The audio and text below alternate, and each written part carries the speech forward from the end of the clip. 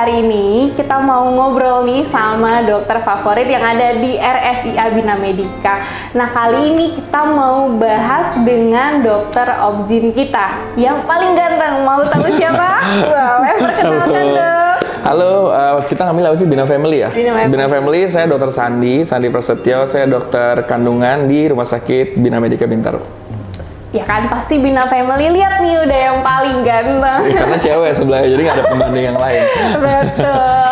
Oke, dokter. Ya. Kan aku udah lihat dokter nih udah sering banget nih seliweran. Dokter Sandi siapa sih yang nggak kenal sama banyak berlebihan.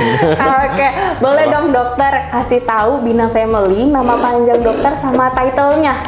Ya, saya nama panjangnya Sandi Prasetyo gitu. Terus saya SPOG karena dokter kandungan. Oh ya, SPOG itu tahu nggak sih? SPOG kan orang tahu cuma SPOG aja ya.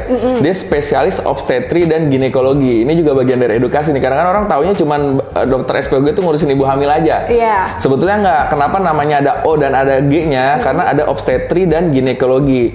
Obstetri itu ilmu yang mempelajari terkait dengan kehamilan, ibu dan kehamilannya. Jadi ngurusin ibu hamil benar. Tapi jangan lupa ada G-nya, ginekologi. Jadi ini ilmu yang mempelajari tentang organ-organ kandungan, misalnya ada miom, kista, tumor gitu. Jadi bukan cuma ngurusin ibu hamil aja, dokter SPOG, tapi juga ngurusin tadi penyakit-penyakit terkait dengan organ kandungan gitu. Jadi ada title-nya SPOG di belakangnya gitu. Gitu. Berarti memang bukan hanya sebatas ibu hamil aja, tapi juga mungkin dari wanita sebelum hamil atau sesudah hamil ya dok ya. Betul. Banyak yang bisa dibahas.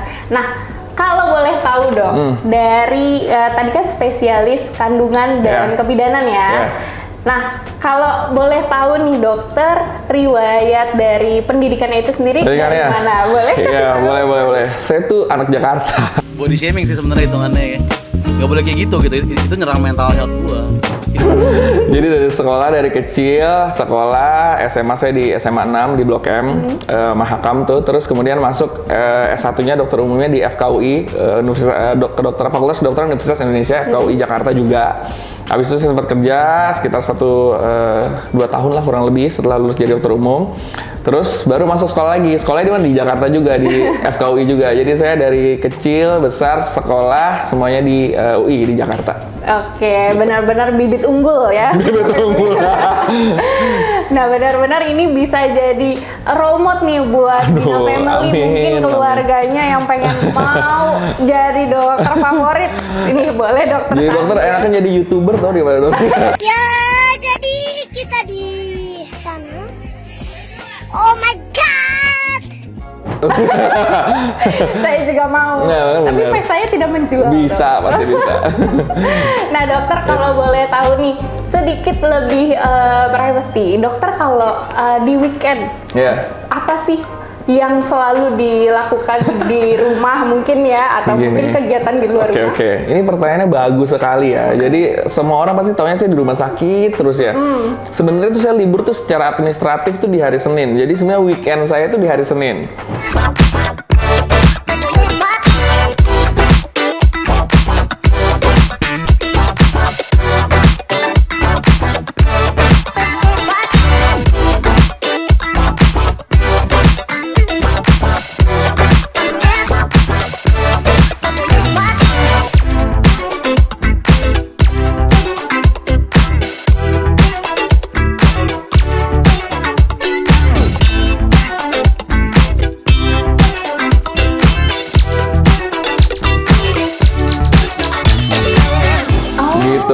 Secara administratif nih saya garis bawahi, pasti ibu-ibu yang udah tahu saya tahu banget deh. Karena realitanya Senin tuh ada aja tuh kalau nggak lahiran lah, visit pasien lah, ke rumah sakit lah gitu-gitu. Tapi di sela-sela itu tetap aja lah harus punya waktu untuk istirahat, waktu untuk berkegiatan. Saya terlalu banyak hobi soalnya, jadi hobinya banyak banget. Waduh. Gitu. Jadi waktunya harus diselip-selipin, ketemu sana sini, urusan bisnis, urusan di luar kedokteran, urusan olahraga, tenis, urusan motoran, mobil, macam-macam deh.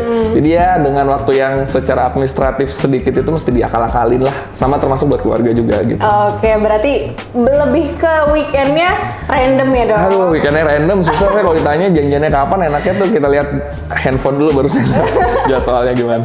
Sibuk banget nih. Lumayan lah. Tadi ngomongin hobi, aku jadi penasaran apa sih hobi dokter? Aduh, hobi saya tuh dari dulu tuh banyak banget ya, dari kecil tuh banyak banget segala macam yang mungkin nggak masuk akal ya, aeromodeling misalnya yang pakai pesawat itu tuh dari kecil punya pesawat gede-gede ukuran 2 meter gitu punya. Nah, cuman sekarang tuh belakangan lagi lumayan intens sama tenis ya. 5 bulan terakhir lah, bukan karena heboh buat foto-foto ya, tapi ternyata awalnya saya main tenis juga diajak lah, ada pasien saya tuh Rizky Aditya, Citra Kirana, jadi ikut dok kita main tenis gitu. Ya boleh lah, saya datang lah hari pertama, terus saya nggak beli raket tuh hari pertama karena minjem dulu, karena saya nggak yakin nih jangan-jangan cuma gayaan doang gitu ya. Kok suka ya hari pertama, terus sesi keduanya wah suka juga, belum beli raket juga. Sesi ketiga abis pulang tenis lah saya langsung ke toko tenis, langsung beli raket. Sejak saat itu langsung hampir pernah 5 kali seminggu tuh udah berlebihan banget, sampai badannya sakit semua, kan umurnya udah lumayan ya, jadi keinginan ada tapi fisiknya nggak kuat gitu. Jadi ya belakangan tenis lah, sampai akhirnya coaching dan mulai ikut tanding gitu. Jadi menyenangkan, mungkin karena sifatnya game kali ya, jadi kita main bagus penasaran, berikutnya gimana main jelek juga penasaran, jadi ya udah kelar-kelar gitu. Ya kira-kira itu. Aja gitu ya dok ya. Gitu. Jadi hobi-hobi yang lain, motor semua malah kerjanya cuma di charge, cuma di pompa doang, sama driver nggak pernah dipakai. Gitu. Sekarang malah lebih ke tenis, Iya. gitu. Aktivitasnya benar-benar, dia kan kelihatan kan Bina Family glowingnya. Justru saya gosong nih gara-gara tenis nih, beneran saya gara-gara main pagi gitu, aduh ampun deh, pada belang jadi hitam banget ini. Oh ya ampun, berarti memang udah ini aktivitas yang awalnya hype ya dok, akhirnya jadi kecanduan. Iya, sebenarnya saya juga nggak buat. Nah, repot ya sekarang nih gara-gara banyak yang cuma pengen foto-foto ya. Nyari lapangan tenisnya susah banget, penuh terus gitu iya jadinya. benar. Jadi susah ya, mau benernya jadi susah. Gitu kan, tapi ikut foto-foto dok. Enggak sih, enggak. Harus berarti. Oke, nah tadi udah seru banget nih dok ngomongin hobi gitu kan, udah ngomongin tentang kesehariannya, terus sampai pendidikannya. Tapi ada satu yang aku selalu penasaran sama dokter-dokter nih. Apa? Ada nggak sih suatu cerita dari selama perjalanan menjadi Obgyn yang nggak pernah terlupakan dok? Ya banyak banget kalau cerita nggak pernah terlupakan. Satu ya. aja dong. Aduh, saya apa kalau disuruh ngomong bingung ya, karena ada cerita yang membahagiakan atau sebaliknya ada cerita yang menyedihkan ya.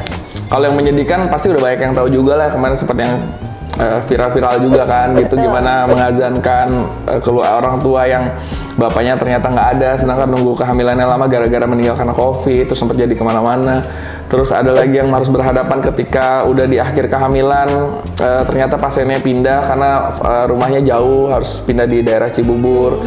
Nggak lama setelah pindah, setelah kontrol di beberapa 2-3 kali terakhir di luar, terus ngabarin saya lagi ternyata gerakan bayinya mendadak nggak kerasa, terus tiba-tiba dia jauh-jauh datang lagi ke sini, terus pas dilihat ternyata bayinya meninggal di usia hamil yang sudah gede. Jadi saya cuma ketemu lagi ketika bayinya udah nggak ada, dia udah beliin baju buat bayinya gitu. Kalau di Instagram saya ada tuh fotonya, jadi udah disiapin tuh, jadi baju selimut gitu bentuknya kayak kucing gitu, akhirnya dipakein buat si mayat bayinya setelah dilahirin gitu. Jadi banyak banget lah. Iya, kalau yang sedih-sedih banyak banget, yang sedih, yang happy juga banyak. Banyak yang susah untuk hamil sampai cari second opinion kemana-mana, 8 tahun 5 tahun ternyata pas ketemu cuma ngobrol aja, terus alhamdulillah hamil gitu. Terus dia senang banget, padahal usia udah. Terus yang kaget-kaget juga, saya nggak nyangka ternyata impact-nya itu bukan cuman di area sekitaran rumah sakit. Pasien-pasiennya nggak cuman sekedar dari Jakarta, Jabodetabek. Pasien saya tuh lumayan jauh-jauh tuh, kalau cuman daerah Jawa atau Indonesia deh. Dari Aceh, Kalimantan, Papua, Manokwari gitu udah ada yang pulang pergi, sampai ada yang mau lahiran harus nunggu private jet-nya turun dulu suaminya, jadi kesini. Tapi yang lebih heboh lagi, pernah saya Kalau cuman Singapura, Thailand gitu banyak ya. Ada terakhir tuh jauh banget dari Di mana nih? Qatar. Waduh. Jadi ini apa kita telekonsultasi waktu itu karena di sana dia hamil terus nggak berkembang, suami orang sana, terus akhirnya terbang besokannya ke sini di Bina Medica, terus akhirnya perlu tindakan, habis itu promil hamil udah lahir sekarang. Wih, Jadi keren itu banget. pasien ya. terjauh saya tuh dari Doha Qatar. Wih, keren banget. Tapi orang Indo bukan? Istrinya orang Indonesia, suaminya orang sana. Wih, keren banget nih Bina Family ya. Hebat banget nih, saya juga nggak tahu ini ternyata pekerjaan ini cukup impactful nih area kerjanya. Jauh banget. Makanya Bina Family kalau mau ketemu Dokter Sandi ada di mana, Blok? Boleh dikasih tahu Iya. jamnya? Nah, ada di jam berapa? di Bina Medica itu saya ingat-ingat dulu ya. Oh, saya cuma libur hari Senin, kan tadi udah ngomong ya. Oh, Jadi iya, berarti Selasa sampai Minggu ada terus tuh di Bina Medica. Jamnya ntar ikutin ini aja, lihat di aplikasi. Iya.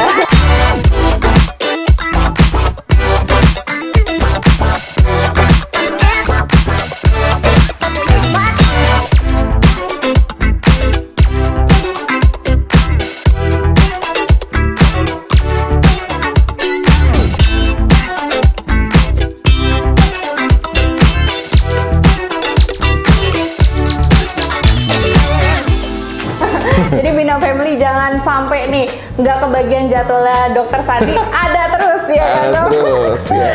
Oke, boleh dong kesan-pesan buat Bina Family yang ada di rumah. Ya, Bina Family mudah-mudahan sih saya sehat seperti biasa karena sekarang tuh lagi naik lagi nih kasus-kasus infeksi baru kan gitu. Terus ketika ingin mencari pusat layanan kesehatan, menurut saya Bina Medica merupakan opsi yang harus diperhitungkan karena semua sistem, semua layanannya diusahakan supaya bikin si ibu dan anaknya happy tapi dengan pelayanan yang optimal. Gitu deh. Nah, sekian Bina Family mengenal lebih dekat dengan Dokter Sandi. Nah, buat Bina Family semuanya yang mau kenal lagi nih lebih jauh atau ngobrol-ngobrol lebih banyak lagi sama Dokter Sandi, langsung aja ke Bina Medica. Dadah!